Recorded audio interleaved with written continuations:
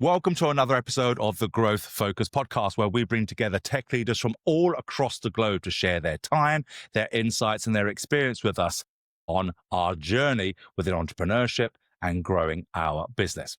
My name is Gary Lafferty, your host and CEO and founder of the Growth Focus Partnerships, where we take leaders' messages and turn them into revenue engines.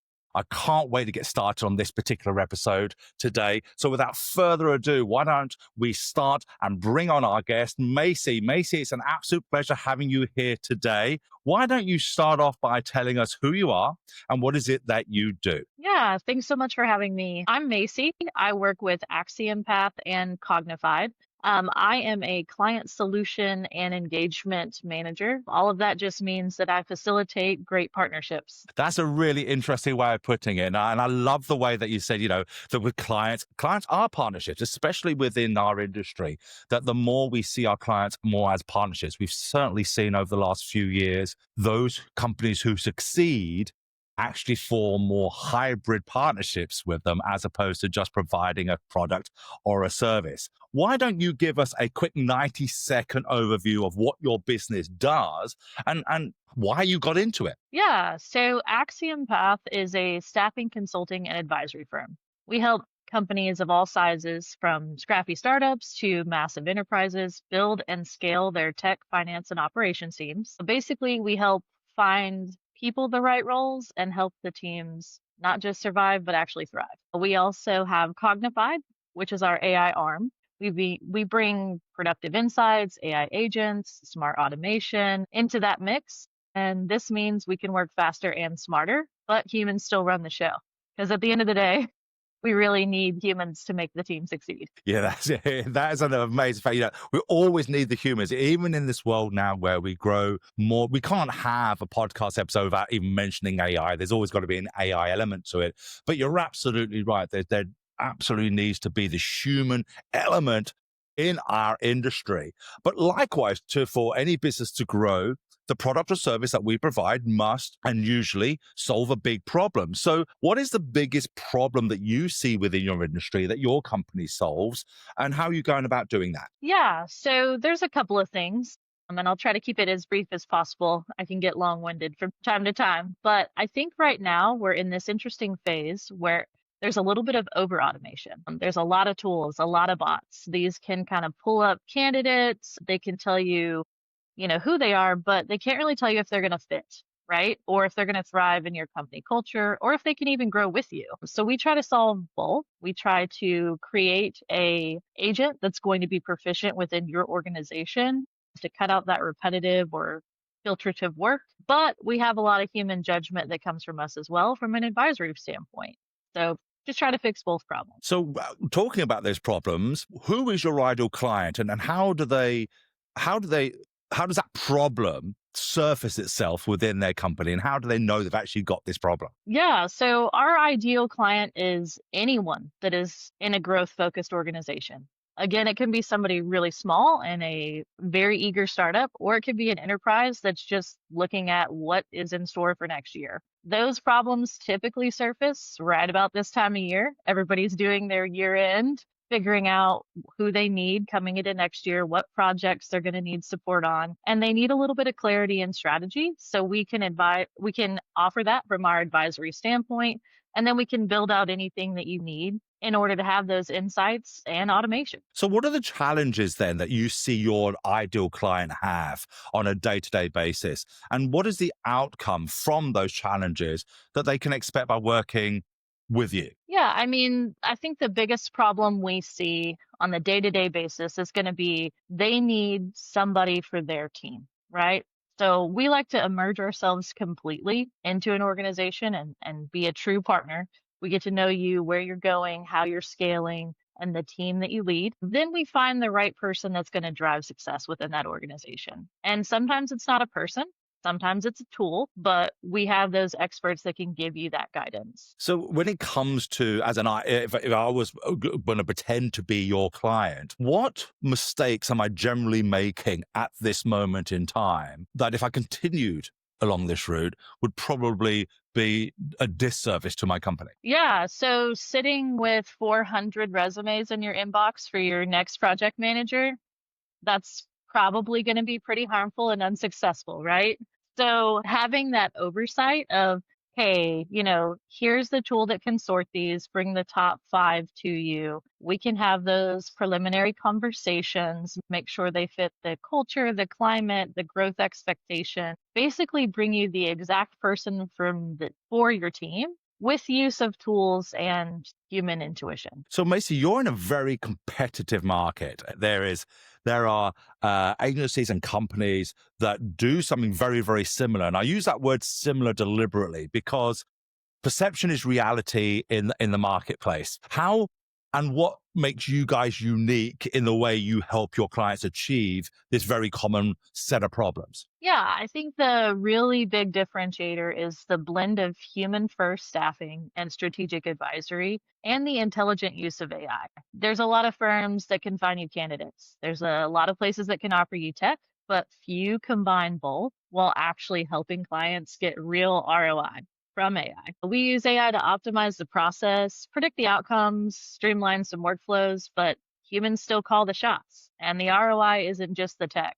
It's the smarter decisions, the better hires, and the teams that actually turn out and perform. It's interesting you mentioned ROI there, Macy, because obviously, especially within your industry, one of the challenges and biggest ROI gains would be actually the lack of making mistakes, wouldn't it? It'll be the lack of bad decisions that would end up costing them as well. So it's not so much the cost of inaction, it's the cost of bad action. Would you agree with that?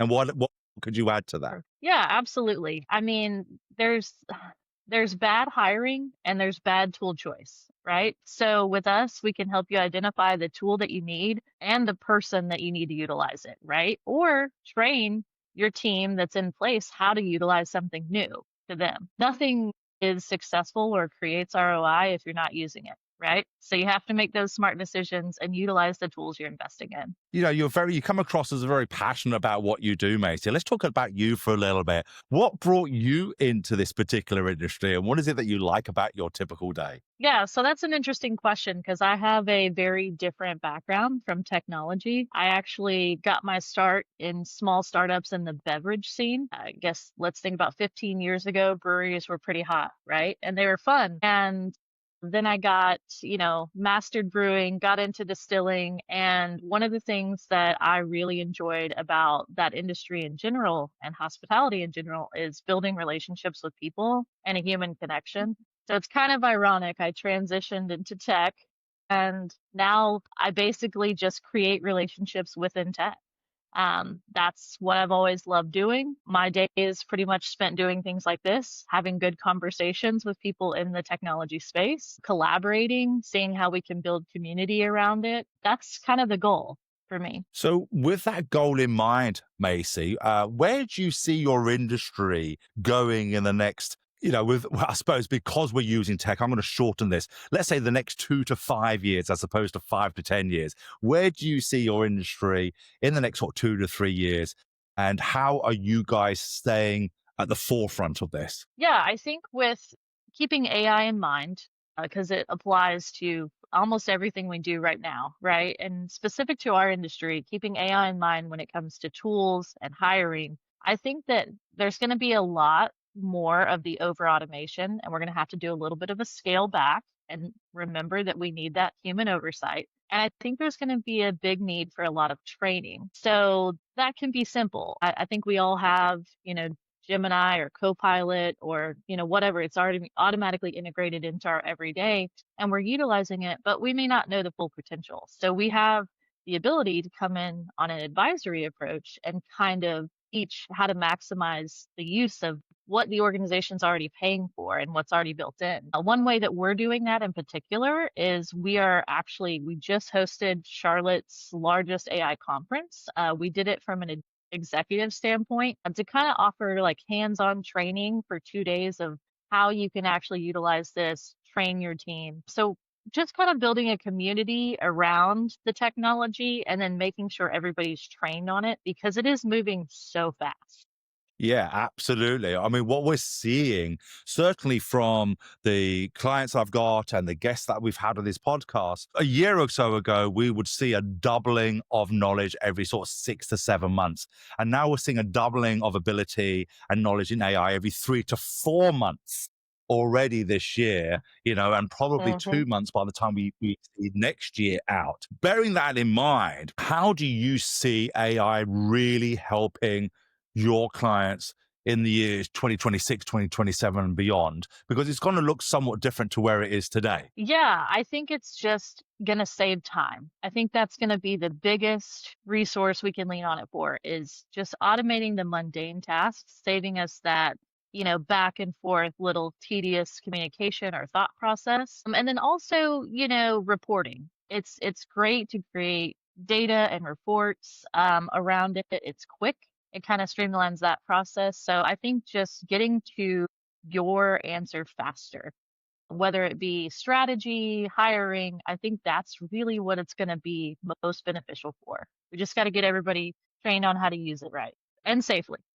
Yeah, I think this is the key thing is getting everybody trained. But the beauty is because it's moving so fast and everyone is so busy, people are always going to feel that they're being left behind. They're always going to feel that they're behind the curve on that. And that's why we need people like yourselves that's going to help people pull them up to the ranks, as it were, and keep them up to date. So listen, Macy, this is a bit of a loaded question for your last question with us today. If you had one piece of advice that you wanted to leave our viewers and our listeners with today with regards to helping them grow their business from your perspective, what would that one piece of advice be? Lean on people that know how to do it.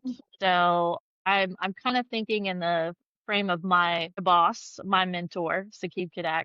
He is big on sticking yourself with somebody that knows how to do it and learning directly hands-on from them. So if somebody is offering to help teach you something, always say yes. Absolutely. Well, I think that's a fantastic note to end on. Macy, it's been an absolute pleasure having you here today. Thank you very much for your time. Thank you so much. And thank you, ladies and gentlemen, for joining us for another episode of the Growth Focus podcast. And as per usual, if you've liked this, please make sure you let us know why you liked it by commenting below. But more importantly, please share episodes like this so that other people can gain the knowledge that people like Macy and other leaders have shared with us on our episodes. So until next time, be safe, but more importantly, be profitable. And we shall see you on the next episode of the Growth Focus podcast. Bye-bye.